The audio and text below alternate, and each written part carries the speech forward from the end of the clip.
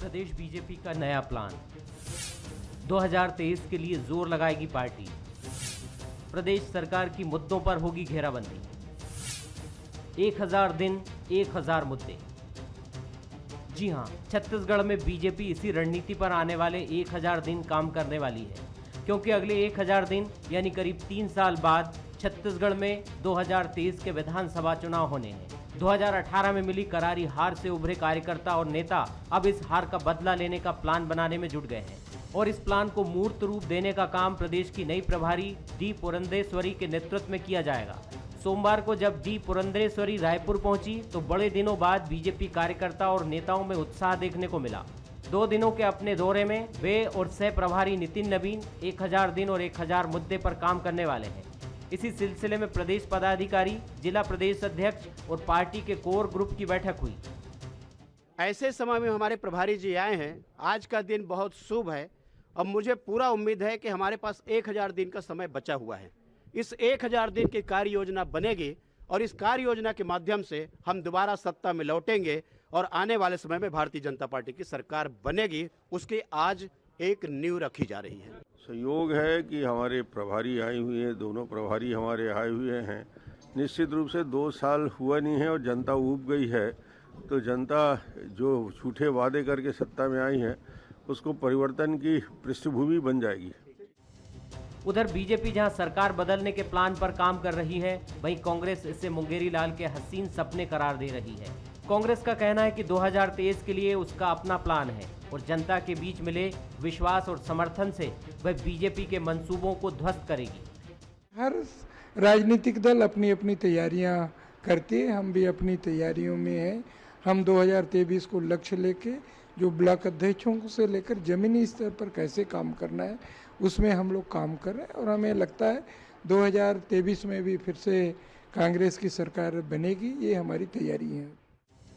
प्रदेश में नेतृत्व परिवर्तन के बाद से हताशा से जूझ रही पार्टी को नई प्रदेश प्रभारी से काफी उम्मीदें हैं। छत्तीसगढ़ के दक्षिणी सीमा से लगे तेलंगाना के एनटी रामाराव जैसे बड़े नेता की पुत्री डी पुरंदेश्वरी युवा के साथ अनुभवी लीडर हैं, लेकिन हिंदी भाषी प्रदेश में मजबूत कांग्रेस से निपटना उनके लिए किसी चुनौती से कम नहीं होगा। नमस्कार, स्वागत है आपका। मैं हूं अभिषेक शुक्ल। बीजेपी का नया प्लान 1000 दिन 1000 मुद्दे। जी हां, बीजेपी नए प्लान के साथ अब आगे बढ़ने वाली है। दरअसल उसकी प्रभारी डी पुरंदेश्वरी आज यहां पहुंची तो कार्यकर्ताओं में एक बार फिर से उत्साह नजर आया। जोरदार उनका स्वागत किया गया, बैठकों का दौर चला और बड़े दिनों बाद बीजेपी में ये तस्वीर नजर आई कि लोगों में उत्साह अंदर से नजर आ रहा है। शायद उम्मीद की एक किरण यहां पर जगी है। हालांकि कांग्रेस ने इसे खारिज किया। कांग्रेस का कहना है कि वो अपना काम कर रहे हैं, लेकिन हमारी तैयारी 2023 में पूरी है और जिस तरीके से हम काम कर रहे हैं अगली बार भी हमारी सरकार आएगी। बहरहाल बीजेपी में बैठकों का दौर चल रहा है। 1000 दिन के हिसाब से प्लानिंग चल रही है तो कांग्रेस के अपने अलग दावे हैं। चर्चा आज इसी पर होगी। खास मेहमान हमारे साथ हैं। हर्षिता पांडे जी हैं भाजपा से, बहुत स्वागत हर्षिता जी। अभय नारायण रॉय जी हैं कांग्रेस से, बहुत स्वागत अभय जी आपका। और वरिष्ठ पत्रकार रामावतार तिवारी जी हैं। हर्षिता जी, 1000 दिन 1000 मुद्दे, आज पुरंदेश्वरी जी आई तो वाकई कार्यकर्ताओं में उत्साह दिखा जो पिछले कम से कम 2 साल से शायद नजर नहीं आ रहा था सड़कों पर। क्या उम्मीदें हैं आप लोगों को? क्या 1000 दिन में वाकई कुछ चमत्कार होगा? देखिए अभिषेक जी, जो भारतीय जनता पार्टी है यूं ही विश्व की सबसे बड़ी पार्टी नहीं बनी। सिर्फ संगठन में जो अगर देखा जाए तो कोरोना में मुझे लगता है कि विपक्ष में रह के भी जिस सक्रियता से लोगों ने काम किया तो निश्चित ही एक सतत रूप से संगठनात्मक कार्यक्रम जो है वो पार्टी के कार्यकर्ताओं द्वारा किया जाता रहा है। और अभी जिस तरह का अवसर हमने देखा कि नई प्रभारी छत्तीसगढ़ में आई हैं और जिस उत्साह से पूरे कार्यकर्ता उनके जो है वो मार्गदर्शन में आगे जो हम मिशन 2023 की हम बात कर रहे हैं उसको लेकर एक कमर कसी है। तो मुझे लगता है कि आने वाला दिन जो प्रदेश नेतृत्व है, राष्ट्रीय नेतृत्व है, इनके साथ मिलके बहुत अच्छे परिणाम जो है, जिस तरह से पिछले 1.5 दशक भारतीय जनता पार्टी ने छत्तीसगढ़ के विकास के लिए कार्य किया है, एक बार पुनः उस उत्साह और ऊर्जा के साथ में छत्तीसगढ़ के कार्यकर्ता तैयार महसूस कर रहे हैं अपने आप को। ठीक है, छत्तीसगढ़ के कार्यकर्ता तैयार हैं भाजपा के और ये उत्साह आज दिखा भी। अभय जी, बहुत उत्साहित है नए प्रभारी के साथ बीजेपी के कार्यकर्ता, और आते साथ घोषणा भी कर दी 1000 दिन में एक नया प्लान तैयार होगा और 1000 मुद्दों के साथ आप लोगों पर हमला करेंगे। कैसे सत्ता बचेगी?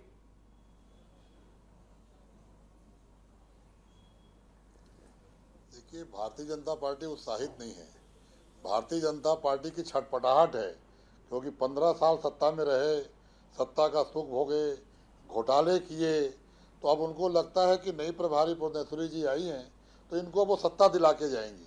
ये सत्ता की छटपटाहट है, ये सत्ता के लिए उत्साह दिखाया जा रहा है। सत्ता का परिवर्तन और सत्ता में बैठाना और सत्ता से हटाना जनता का काम है। छत्तीसगढ़ की जनता कांग्रेस के साथ है, छत्तीसगढ़ की जनता भूपेश बघेल सरकार के साथ है।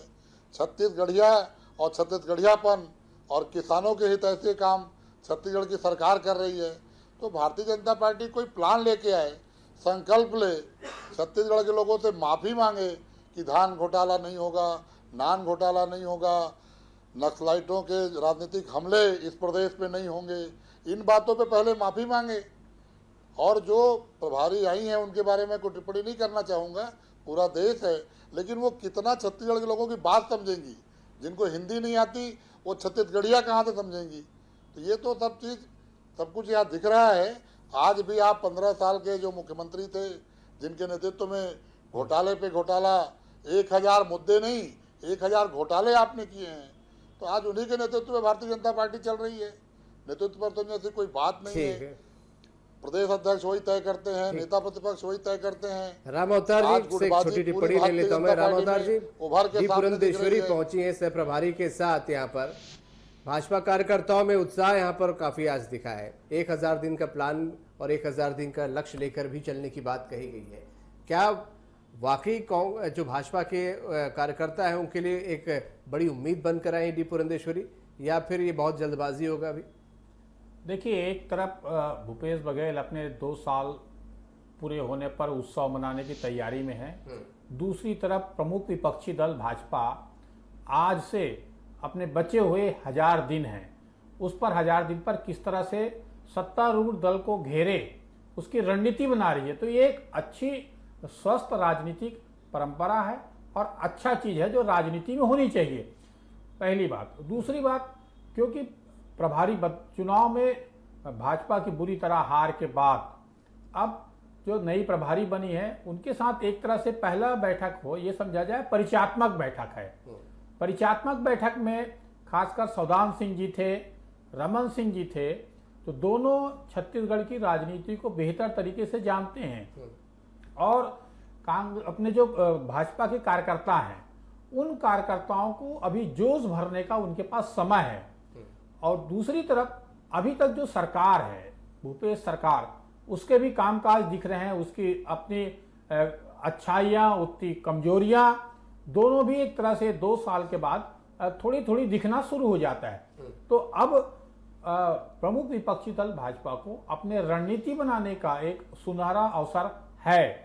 अब उस अवसर को वो किस तरह से, क्योंकि पार्टी के उनके कार्यकर्ता हैं वो हताशा है, उनके बीच फिर से कई बातें उनकी गूंज रही है अभी भी, उन चीजों को कैसे वो बदलाव लाकर किस तरह से वो सक्रिय करेंगे, सरकार को कैसे घेरेंगे, उनकी घेरने की रणनीतियां कैसी है और जनता के बीच पहुंचते कैसे हैं, ये सारे एक अभी बचे हुए 3 साल हैं, जो 3 साल अभी ये राजनीतिक सरगर्मी उसके पहले शुरू हो जा रही है। हम देखते हैं 1-2 साल पहले ही शुरू होते हैं।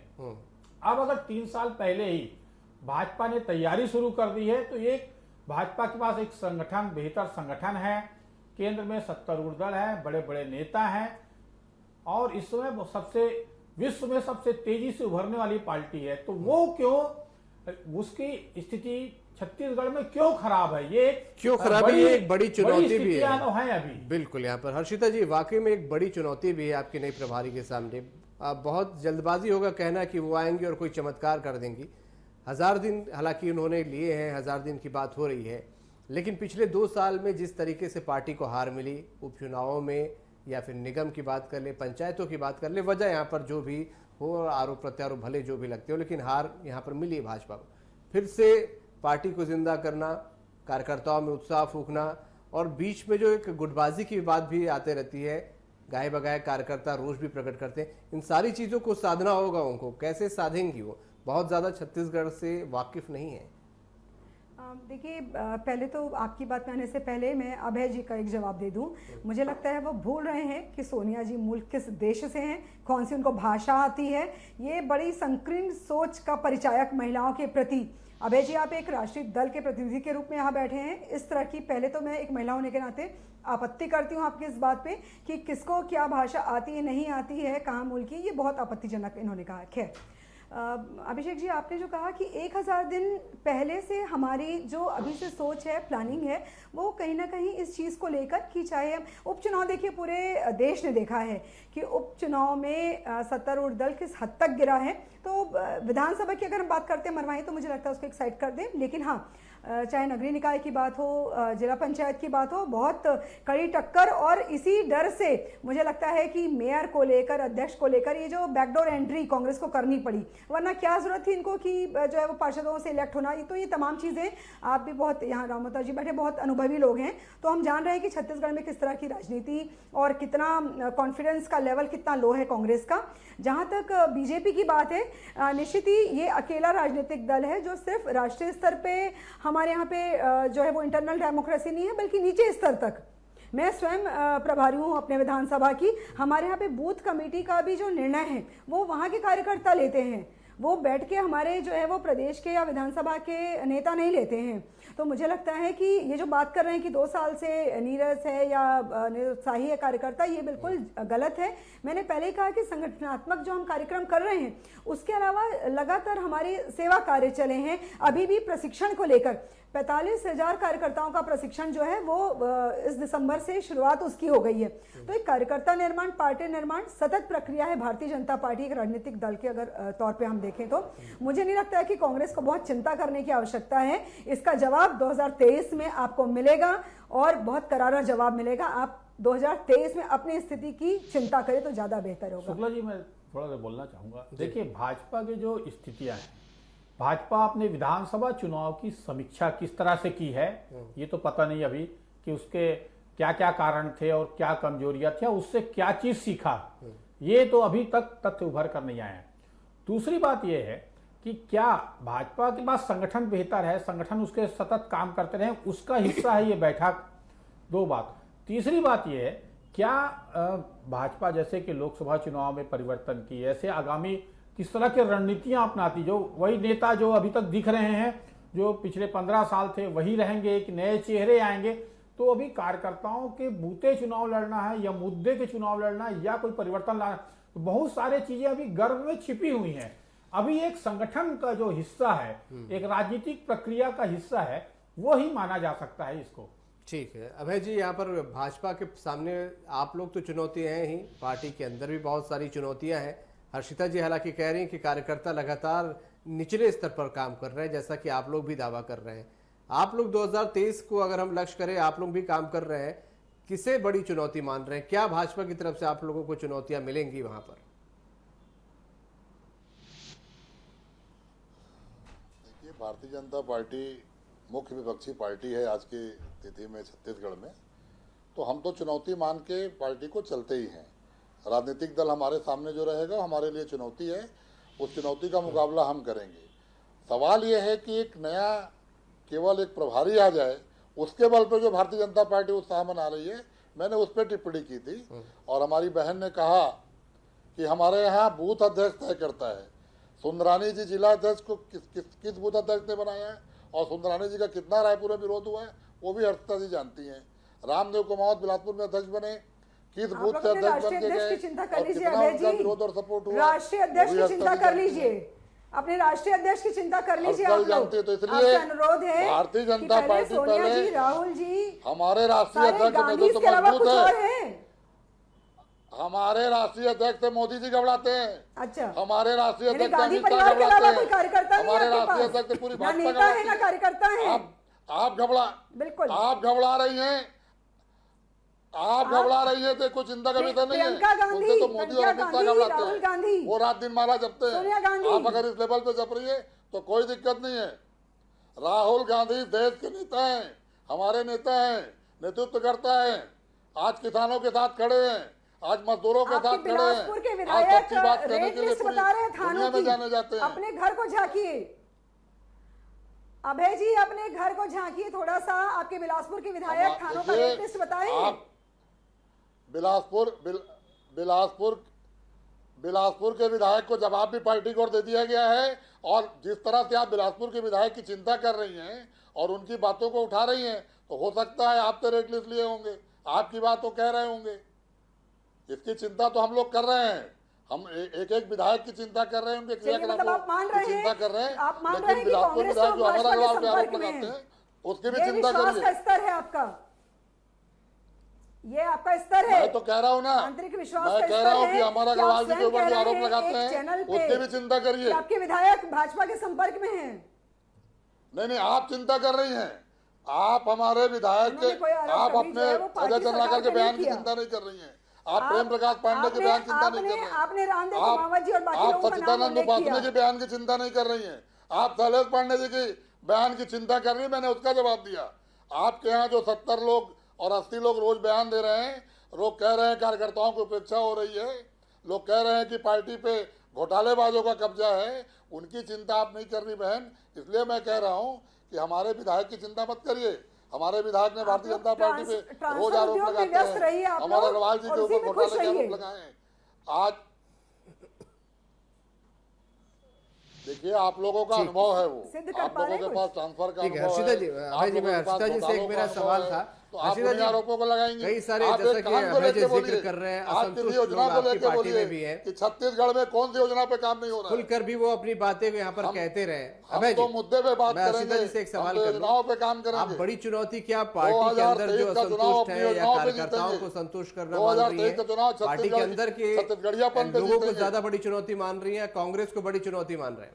देखिए, अगर हम छत्तीसगढ़ की बात करते हैं या भारतीय जनता पार्टी की, तो जो पार्टी की सबसे बड़ी पूंजी है ये हमारे कार्यकर्ता हैं, और जो अक्रॉस है, मतलब आप राज्य स्तर से लेकर बूथ स्तर तक हमारी जो सबसे बड़ी स्ट्रेंथ इस पार्टी की रही है वो हमारे कार्यकर्ता ही रहे हैं। और 2023 का मिशन भी जिनके कंधों पे, जिनके विश्वास से हम सोच रहे हैं वो, क्योंकि आप देखिए लगातार, आप चाहे गाय गौठान की योजना देख लीजिए, आप चाहे बोनस की बात कर लीजिए, चाहे बारदानों के ढाल के पीछे इनके मुख्यमंत्री का छुपना, तो तमाम चीज़ें आप उठा के देख लीजिए। ना तो बेरोजगारी भत्ता मिल रहा है, ना जो वृद्धा पेंशन है वो बढ़ी है, प्रधानमंत्री आवास का 5 लाख जो आवास आने हैं उसका पैसा इनको ना देना पड़ करके इन्होंने केंद्र को लौटा दिया। वही मैं हर्षिता जी हैं जानना चाह रहा था कि कांग्रेस आप बड़ी चुनौती मान रही हैं या पार्टी के अंदर जो कुछ असंतुष्ट है या गुटबाजी है? क्योंकि 2018 की हार का कारण कार्यकर्ताओं का घर बैठ जाना माना जा रहा था।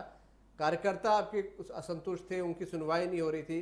क्या कार्यकर्ताओं और असंतुष्ट नेताओं को साधना एक बड़ी चुनौती आप लोगों के लिए है या कांग्रेस बड़ी चुनौती है? अभिषेक जी, मैं चुनौती की बजाय इसको अवसर के रूप में देख रही हूँ कि भारतीय जनता पार्टी जिस तरह से छत्तीसगढ़ के लोगों के साथ खड़ी है, और ये भ्रष्ट सरकार जो कि सिर्फ ट्रांसफर उद्योग में लगी है, जिनको विकास से कोई ये सोचते हैं कि छत्तीसगढ़ियावाद को परोस के लोगों से भावनात्मक रूप से लोगों को जो है वो एक तरह से दोबारा सत्ता में प्राप्त करने का ये एक माध्यम बनाने का प्रयास कर रहे हैं, लेकिन इनके पास में कोई विकास का मॉडल नहीं है, इनके पास में कोई रिसोर्सेज नहीं है।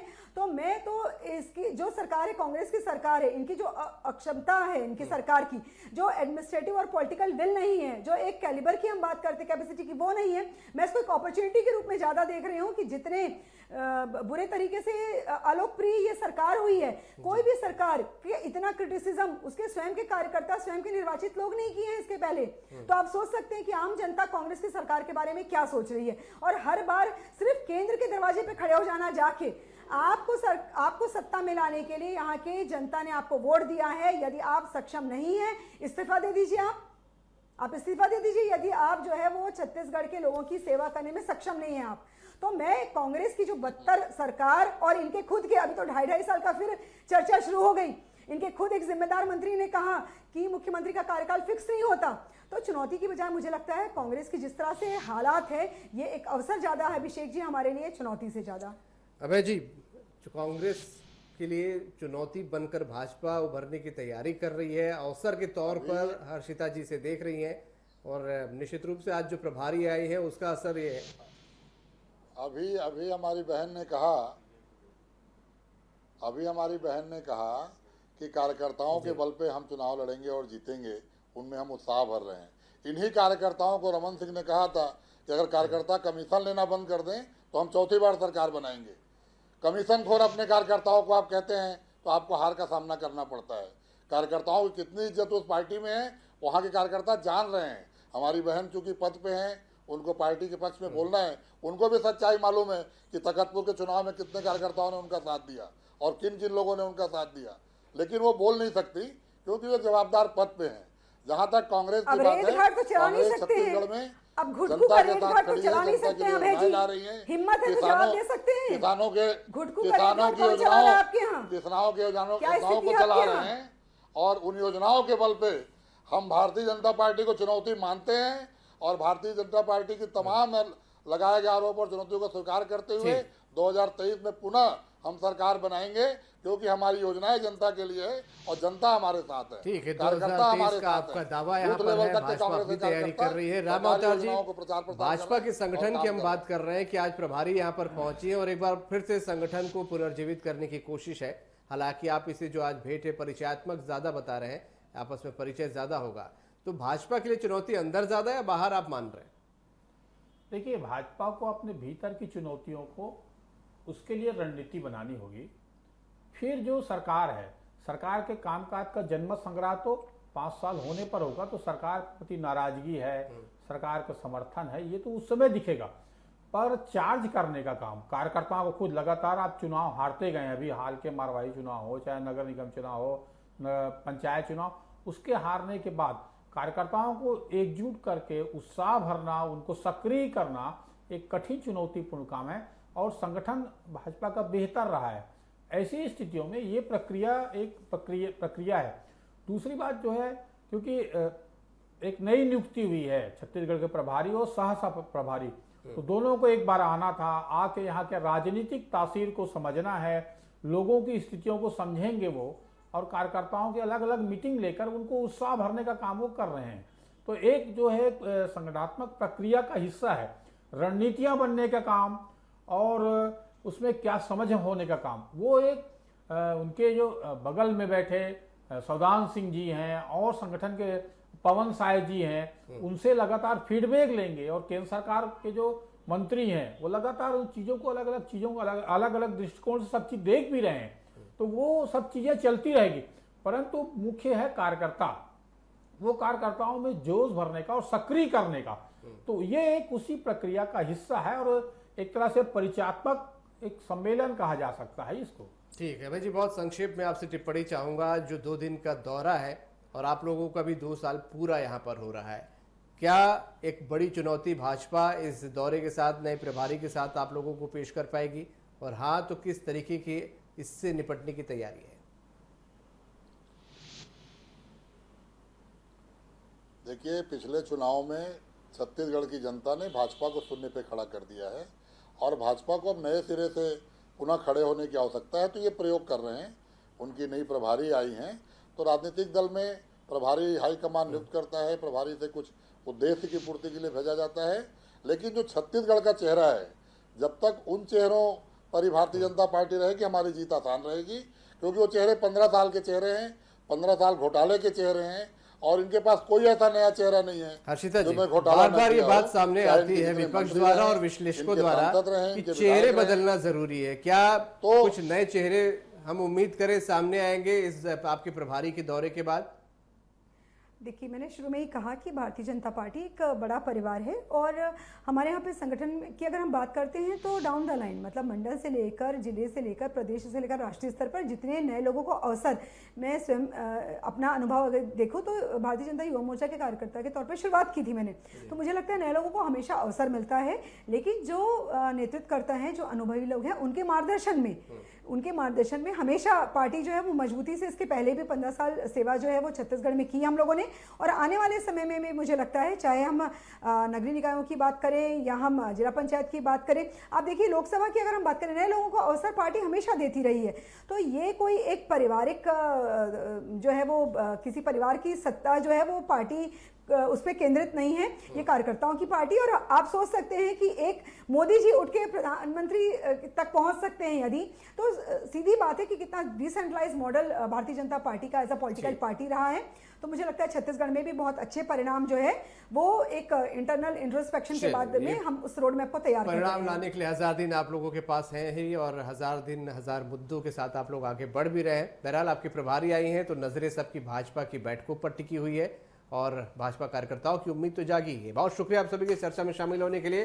तो छत्तीसगढ़ में भाजपा नए एक्शन प्लान के साथ आगे बढ़ रही है। हालांकि ये एक्शन प्लान कितना काम करेगा आने वाला वक्त बताएगा, कितने उसके कार्यकर्ता रिचार्ज हो पाते हैं, 2 साल की जो लगातार हार सामने है उससे कितना उभर पाते हैं, और नई प्रभारी क्या मंत्र देकर जाती है, इस पर सबकी निगाहें। आज का मुद्दा में इतना ही।